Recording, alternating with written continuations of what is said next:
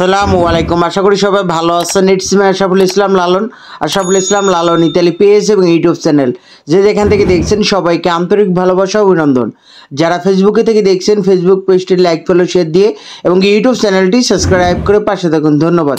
তো আজকের টপিকটি হলো যে ইতালি বিএফএস গ্লোবাল আজকে কি পরিমাণ রিটার্ন পাসপোর্ট, স্ক্যান পাসপোর্ট এবং কি নতুন অ্যাপয়েন্টমেন্ট পেয়ে বিএফএস গ্লোবালে কি পরিমাণ পাসপোর্ট সাবমিট করেছে এবং কি পরিমাণ ভিসা ডেলিভারি দিয়েছে এবং কি পরিমাণ রিজেক্ট দিয়েছে। এবং কি আরেকটি টপিক যেটা হলো যে আজকে ধামাকা গত বৃহস্পতিবার থেকে আজকে বুধবার, তো এই যে এই কয়দিনের মধ্যে যে ইতালি যে কার্যক্রম, তো এটা আসলেই আমরা সবাই সন্তুষ্ট যারা দীর্ঘদিন অপেক্ষা করে বসেছিলাম স্ক্যান পাসপোর্ট জমা দিয়ে এবং কি রিটার্ন পাসপোর্ট এনে বসেছিলাম এবং কি অ্যাপয়েন্টমেন্টের জন্য মেল করে অনেকে বসেছিল, আবার ওয়েব ফর্ম পূরণ করে অনেকে বসেছিল। তো এই যে কয়দিন যে বৃহস্পতিবার ওই দিন কিন্তু সাবমিটের প্রচুর SMS আসছিলো, তারপর রবিবার তারা সাবমিট করছে, রবি সোমবার মঙ্গলবার আজকে বুধবার। তো এই যে কয়দিন আপনারা দেখছেন যে ভিডিওর মাধ্যমে এবং কি ইতালি বিএফএস গ্লোবালের সামনে প্রচুর মানুষ কানায় কানায় ভরা ছিল। তো আমরা গতকালও এরকমও দেখছি, আজকেও কিন্তু সেম, আজকেও কিন্তু প্রচুর মানুষ ছিল। তো আমরা ভাবি নাই যে আজকেও যে এত মানুষ থাকবে। তো আজকেও প্রায় 400 মানুষ পাসপোর্ট সাবমিট করছে। তো এটা আসলে আমাদের জন্য অত্যন্ত সুখবর, কারণ কি এই মানুষগুলো দীর্ঘদিন অপেক্ষা করে বসেছিল। তবে আশা করি যে ইতালি অ্যাম্বাসি বা ইতালি বিএফএস গ্লোবাল বা সুই অফিস, স্পটলো, ইনোকো, ইমিগ্রেশন এই অফিস, তারপর পেপুত্রা, তো এই অফিসগুলো যদি এইভাবে প্রতিনিয়ত কাজ চালিয়ে যায় তাহলে শত শত ভুক্তভোগীদেরও কিন্তু দ্রুত সমাধান দিতে পারবে। তো আশা করি তারা এভাবেই কাজ করবে। তবে গতকাল বা আর আজকে এখনও ওইরকমভাবে সাবমিটের SMS দেখতেছি না। তো বিগত দিনগুলোতে মোটামুটি অনেক SMS পাইছে। তো এখন হয়তো দুই একদিন মিস থাকলে এটা আসলে দুশ্চিন্তার কিছুই নাই। তো যেহেতু এতদিন দিছে এখন সাবমিট করছে, তো আগামীকাল বৃহস্পতিবার দেখি আগামীকাল কি পরিমাণ সাবমিটের SMS দেয়। তো আশা করা যায় যে যেহেতু তারা এভাবে কাজ শুরু করেছে, এখন জুন মাস চলে, আগামী জুলাই মাস, এই জুলাই মাসের মধ্যে মোটামুটি ভুক্তভোগীদের সংখ্যা একবারই কমে আসবে এবং কি মোটামুটি অনেক ভুক্তভোগীদের নিষ্পত্তি দিয়ে দিবে, হয় ভিসা বা রিজেক্ট একটা সমাধান পেয়ে যাবে। এইটাই দোয়া করি যাতে সবাই একটা সমাধান পেয়ে যাক আগস্টের আগে। আগস্টে যদি যায় তাহলে ঝামেলা, কারণ কি আগস্টে কিন্তু ইতালিয়ানরা অনেক ছুটি কাটায়, বিভিন্ন রাষ্ট্রে তারা ঘুরতে যায়। তো ওই সময় ওইখানে যারা কর্মরত থাকে তারা হয়তো ওই অফিস বন্ধ থাকে সবসময়। তো এখন এইটা বিবেচনা করে যদি আমাদের দ্রুত কাজ করে কমপ্লিট করে দেয় তাহলে কিন্তু ভুক্তভোগীদের সংখ্যাও কমে যাবে, এদিক দিয়ে ভুক্তভোগীদেরও একটা স্বস্তি ফিল হবে। তো এটাই দোয়া করি সবার কাছে এবং কি সবাই দোয়া করবেন যে দ্রুত একটা সমাধান হোক। তো এখন জুন মাস চলে, জুলাই মাস, তারপরে আগস্ট। তো সব কিছু ঠিক থাকলে আবার আগস্টের শেষের সপ্তাহের দিকে জর্জা মেলোনি ইতালি প্রধানমন্ত্রী উনি বাংলাদেশে আসবে। এটা আসলে আমাদের জন্য অত্যন্ত সুখবর।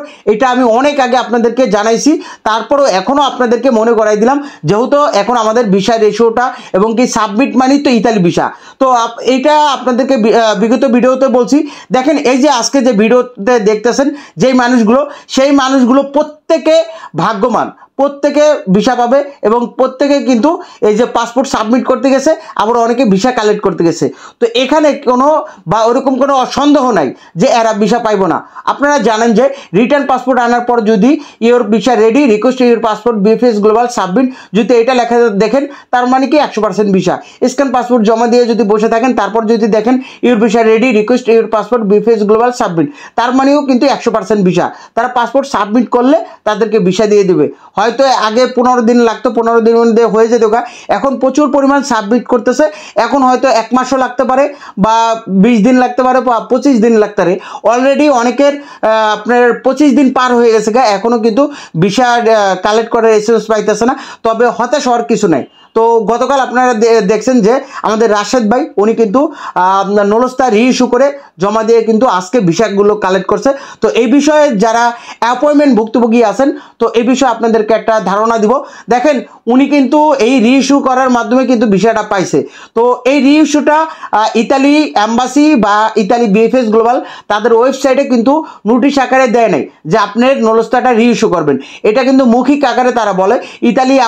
ইতালি বিএফএস গ্লোবালে কল দিলে আপনাকে বলবে যে আপনার নলস্তা যদি 22 অক্টোবরের আগের হয় তাহলে আপনার মালিক দিয়া এবং উকিল দিয়া পেফুতরায় যায় যদি রিইস্যু করতে পারেন, মানে ডেটটা পরিবর্তন হইব, আপনার নাম প্রোটোকল নাম্বার সব কিছু আগের মতোই থাকবে। এটা বারবার প্রতি ভিডিওতে বলা একটাই কারণ অ্যাপয়েন্টমেন্ট ভুক্তভোগীদের এইটাই মূল আপডেট। কারণ কি এখন যারা অ্যাপয়েন্টমেন্ট পাইতেছেন না, আপনাদের এইটা করেন দ্রুত, আপনি কিন্তু অ্যাপয়েন্টমেন্ট পেয়ে যাবেন।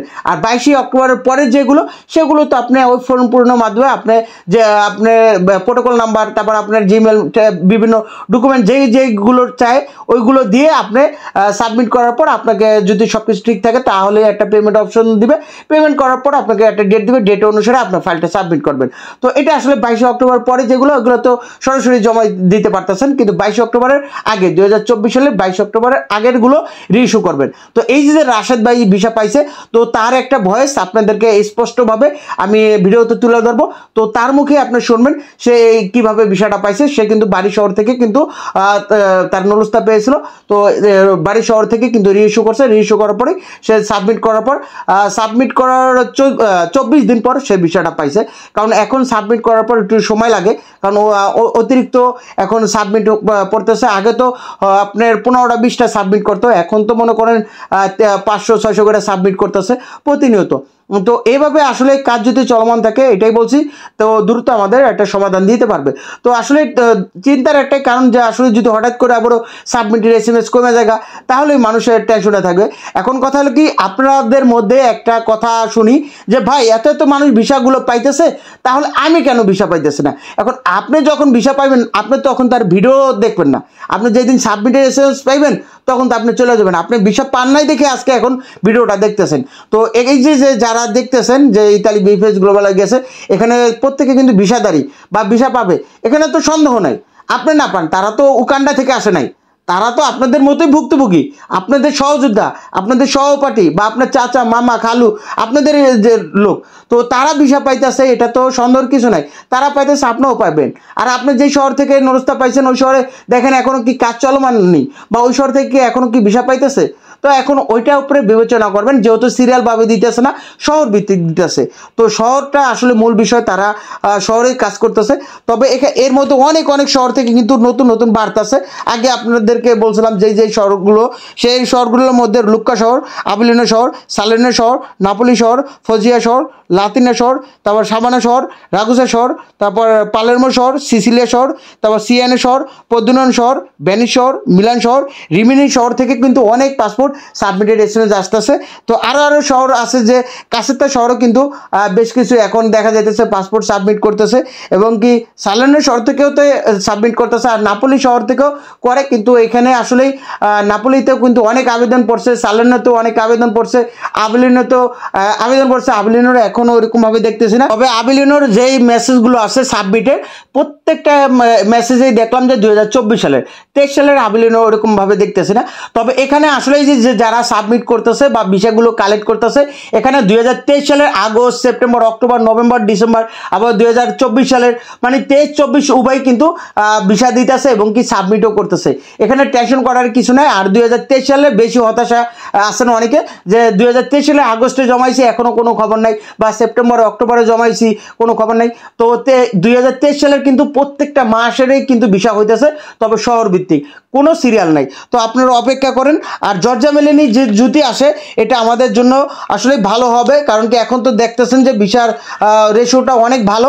তো আশা করি যে কালকে ভিসা বা সাবমিটের SMSটা একটু বাড়বে। যদি সাবমিটের SMSটা কমে যায় তখনই আসলে টেনশনে পড়ে যায়, যে আসলে এক সপ্তাহ কাজ করলো আবার আরেক সপ্তাহ যদি বসে থাকে, তখন আর দ্রুত নিষ্পত্তি দেওয়া সম্ভব হইব না। তো এই যে বিগত দিনগুলো আসলে আমরা ভাবি নাই যে এরকমভাবে 4-5 দিন এভাবে টানা এভাবে সাবমিটের পরিমাণ এরকম বাড়তেই থাকবে। তো সাবমিটের সংখ্যা তো ভালোই ছিল, আজকেও ভালো ছিল। তো এটাই আমাদের আশাবাদী। তবে জর্জা মেলেনি আসবে, এটা আমাদের জন্য অত্যন্ত সুখবর। তবে আজকে যে রাশেদ ভাই ইতালি ভিসা পাইছে, তো ওনার কিন্তু বাড়ি শহর থেকে নলস্তা পেয়েছিল 22 অক্টোবর 2024 সালে, 22 অক্টোবরের আগের নলস্তা। এই জন্য কিন্তু উনি রিইস্যু করছে, মানে কি ওনার সকল কিছু ঠিক ছিল, নাম এবং কি প্রোটোকল নাম্বার সব কিছু ঠিক ছিল, কিন্তু জাস্ট ডেটটা পরিবর্তন হয়েছে। ডেটটা পরিবর্তন হওয়ার পর উনি ওয়েব ফর্ম পূরণের মাধ্যমে অ্যাপয়েন্টমেন্ট পাইছে। তো অ্যাপয়েন্টমেন্ট পাইছে এই বিষয়টা ওনার মুখেই শুনুন। তো আসলে আপনারাও এটা করতে পারেন, এই জন্যই বারবার বলতেছি, বারবার শুনাইতেছি, কারণ আপনারাও দীর্ঘদিন অপেক্ষায় বসে আছেন। তো এটা করার মাধ্যমে যদি আপনি দ্রুত একটা সমাধান পেয়ে যান, এটা আসলে আমার কাছেও ভালো লাগে যে আপনারা একটা সমাধান পেয়ে গেছেন। তো তার মুখে ভয়েসটা শুনুন, এটা আসলে সে তো বিষয় পেয়ে গেছে গা, সে মুক্ত হয়ে গেছে গা। এই ভয়েসটা বারবার শোনানোর একটাই কারণ, যাতে আপনারা এই অনুসারে কাজ করে আপনারা দ্রুত একটা সমাধান পেয়ে যান।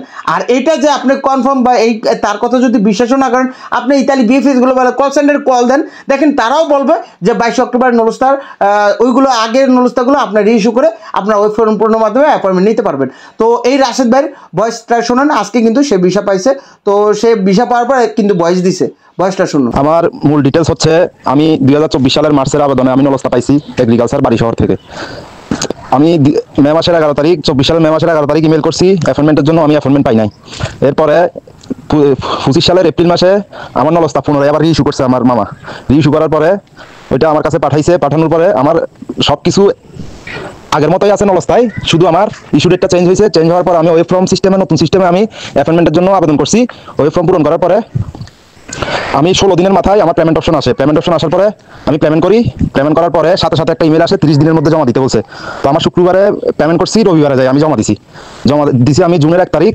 আজকে 24 দিন হয়েছে, 24 দিনের মাথায় আমার কালেকশন মেসেজ আসছে। আমার একটু সমস্যা হয়েছিল, আমার মালিকের আরো 2-3 জন পেয়ে গেছে আমার আগে, ওরা আমার পরে জমা দিয়েও পেয়ে গেছে। আমার একটু নামে ভুল হয়েছিল, এই জন্য আমার একটু যাচাই বাছাই বেশি হয়েছে। গত পরশুদিন রাত্রে আমার মালিকের কাছে কনফার্ম ইমেল গেছে, মালিকে কালকে কনফার্ম করছে, আজকে আলহামদুলিল্লাহ আমার কালেকশন মেসেজ চলে আসছে। তো সবাই আমার জন্য দোয়া করবেন, আমিও সবার জন্য দোয়া করি। আমার সব ডিটেলস আমি আপনাদেরকে বলছি, আপনারা মাধ্যমে বলবেন যে কোনো প্রকারে আপনাদের মালিকের সাথে কথা বলে যদি রিইস্যুটা করাইতে পারেন, ভিসা পাইতে একদম ইজি হবে আমি মনে করি। তো ধন্যবাদ সবাইকে, আপনাদের কাছ থেকে অনেক ইনফরমেশন নিয়েছি এবং সবার কাছে কৃতজ্ঞ। সবসময় আপনারা সান্ত্বনা দিচ্ছেন, এই জন্য সবার কাছে কৃতজ্ঞ। সবাই আমার জন্য দোয়া করবেন, আমিও সবার জন্য দোয়া করি। তো আপনারা এটা করতে পারেন রিইস্যুর মাধ্যমে, আপনারা কিন্তু ওয়েব ফর্ম পূরণের মাধ্যমে অ্যাপয়েন্টমেন্ট পাওয়া যাবেন দ্রুত। তো আসলে এটা অ্যাপয়েন্টমেন্ট ভুক্তভোগী ভাইদের জন্য এটা গুরুত্বপূর্ণ একটা টপিক, অবশ্যই ভিডিওটা একটু শেয়ার করে দিবেন। তো আজকে ভিসার আপডেট হলো যে আজকে 25শে জুন 2025 রোজ বুধবার। তো আজকে মোট রিটার্ন পাসপোর্ট, স্ক্যান পাসপোর্ট এবং কি নতুন অ্যাপয়েন্টমেন্ট পেয়ে বিএফএস গ্লোবালের পাসপোর্ট সাবমিট সংখ্যা ছিল 400টি প্রায়, মোট রিজেক্টের সংখ্যা ছিল 37টি প্রায়, মোট ভিসার সংখ্যা ছিল 84টি। এর মধ্যে ফ্যামিলি ভিসা ছিল 23টি, এগ্রিকালচার ভিসা ছিল 40টি, স্পন্সর ভিসা ছিল 11টি, ডোমেস্টিক ভিসা একটাও ছিল না, ট্যুরিস্ট ভিসা 5টি, বিজনেস ভিসা 1টি, স্টুডেন্ট ভিসা 4টি। তো আজকে অনেক দেখেছিলাম যে ট্যুরিস্ট ভিসারও অনেকে ফাইল সাবমিট করতে আসছে এবং কি স্টুডেন্ট ভিসারও অনেকে ফাইল সাবমিট করতে আসছে। তবে ফ্যামিলি ভিসা ভুক্তভোগী অনেকে বলেন যে এখন আমরা কেন ভিসা পাইতেছি না। তো আপনাদের ব্যাপারটা আসলে দুঃখজনক ব্যাপার। আপনাদের দেখেন হাজব্যান্ড ওয়াইফকে নিবে, তো এটা আসলে এত যাচাই বাছাই সময় বা এই যে 1 বছর 1.5 বছর হয়ে যাইতেছে, অনেকে 2 বছর হয়ে যাইতেছে, 2023 সালে জমা দিয়েও কিন্তু আপনারা সমাধান পাইতেছেন না। আসলে এটা অত্যন্ত দুঃখজনক ব্যাপার। তবে 25 সালে জমা দিয়ে অনেকে কিন্তু ভিসা পেয়ে গেছে গা। তবে এখন দেখা যাইতেছে ইদানিং দীর্ঘ 14 মাস বা দীর্ঘ 9 মাস, দীর্ঘ 7 মাস পরও কিন্তু এখনও ভিসা পাইতেছে। তো 2023 সালেরও কাজ চলমান, 2024 সালেরও কাজ চলমান। তো আপনারা অপেক্ষা করেন, যেহেতু তারা সিরিয়ালভাবে দিতেছে না। তো হতাশ হওয়ার কিছু নাই, তো এখন কিন্তু কাজ করতেছে। ওয়ার্ক ভিসা হোক বা আপনার ফ্যামিলি ভিসা বা ট্যুরিস্ট ভিসা বা বিজনেস ভিসা, তারা কাজ করতেছে। তো তাদের কাজ করতে দেন। আর জয়সা মিলেনি আগস্টের দিকে শেষের সপ্তাহ আসতে পারে। এর আগে যদি আপনারা মোটামুটি সবাই নিষ্পত্তি না পান, তারপরও যদি মোটামুটি এটা ক্লিয়ার হয়ে যায়, তাহলে কিন্তু আমাদের জন্য অত্যন্ত ভালো একটা খবর। এতে ফ্যামিলি ভিসা হোক বা ওয়ার্ক ভিসা হোক, যেটা হোক, এটা নিষ্পত্তি যদি হয়ে যায়, এটাই সবচেয়ে বড় বিষয়। কারণ কি যদি নিষ্পত্তি অধিকাংশ হয়ে যায়, তখন যারা রইব তারাও কিন্তু দ্রুত একটা সমাধান পেয়ে যাবে।